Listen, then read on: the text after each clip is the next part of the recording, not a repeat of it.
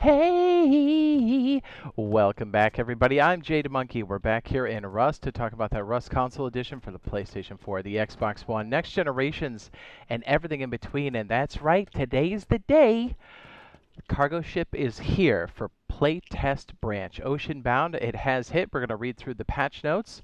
If you don't have the update yet, just know that PTB is a separate download from the main branch Rust, or also known as normal Rust. So if you have Deluxe or Ultimate, make sure you're signed in with the account that you do have that owns Deluxe or Ultimate. And then search for Rust Console Edition Public Testing Branch, and you should be able to download that.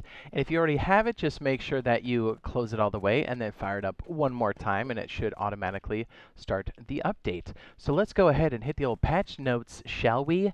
Yes. All right, here we go.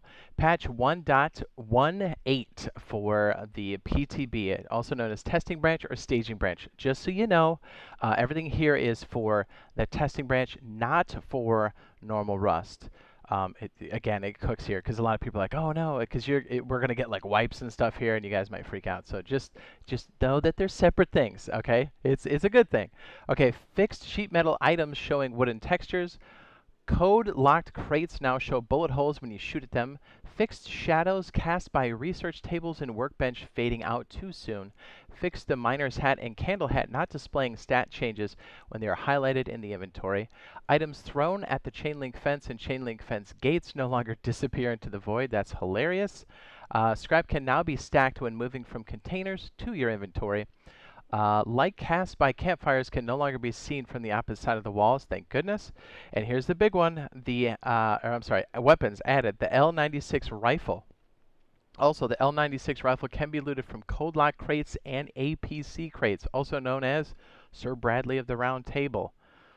M39 has been added to the rifle loot pool. Fixed a see-through part of semi-automatic rifle texture, and fixed audio effects on the Spaz 12 shotgun. Please note that we're not seeing the new scopes for these, the L96, or at least it's not on the patch notes, but we'll see. We'll be checking it out. Fixed being unable to interact with small storage crates on boats. Increase the radius around safe zones that hostile timer display is triggered. You can no longer push kayaks while standing on them. Pushing a kayak when another player is sitting on it no longer causes it to move indefinitely. How about that? I never tried that. Fix the position of player hands when driving boats, or while driving boats, excuse me. Made it easier to fish while sat in a boat. Blood spatter performance improvements. Nights are now brighter, making the map easier to navigate in the dark. Okay. Pumpkins will no longer disappear as you walk from them. Fix the junk pile sinking animation, not always working.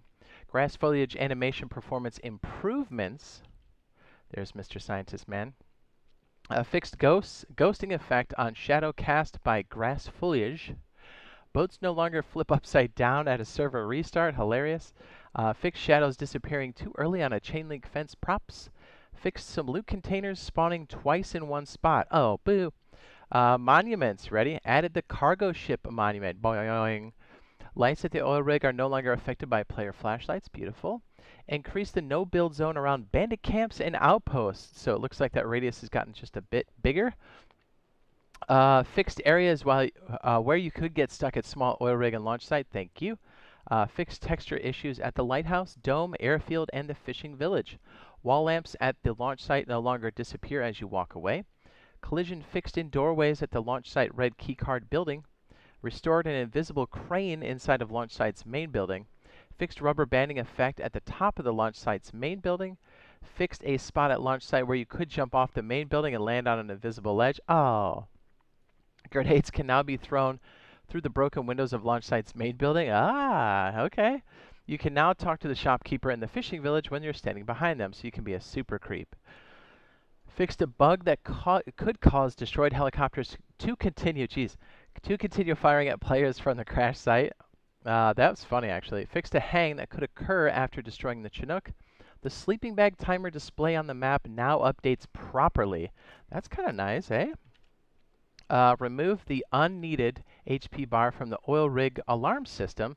That's a little bit of a, what do you call it? A power surge, a little bit of electricity there, but more on that later. Map UI performance improvements. Added an option to toggle FXAA in the options menu. Oh, I wonder if it's for our next gens. We kind of get this weird ghosting on the foliage. I wonder. So PlayStation 5, Series X, Series S, everybody chime in that's got that. Let me know down in the comments. Let me know how that goes for all the different platforms. I'm interested to see that. I kind of got this weird flicker, like light. Anyways, increased the text size of some item descriptions that were too small to read. Added cooking icon to foods where missing it where when being cooked on the barbecue at the campfire. What they need to do is make the barbecue not as loud. It's the loudest thing I've ever heard in my life. Fix the select button prompt missing at the options menu after the first boot. Messages sent using the server chat option in the quick chat menu can now be seen across the whole map. And this one's interesting. Recorded clips and game captures on Xbox now ignore in-game voice chat. Oh, boo. It's the best part. Okay, so that's what we have so far. So oil rig, geez. The cargo ship, hello, is now on PTB. Typically, those sit there for about 2 to 3 months before it hits main branch or normal rust. Just so you know, that's what's going on there. We're going to be testing this out, checking it out. I want to see if if this bad boy's got the X8X or if it's got the 16X, or if we're just back with the 4X. So I have to kind of wait and see how that all goes. So now that cargo ship is here, you're definitely going to need a water base. And I can't think of a better water base than the Bilge water base, built for solos and duos to give you that all-important control over the water, transportation, and now cargo ship. So go check it out. We'll put it up on the end screen now. The Bilge.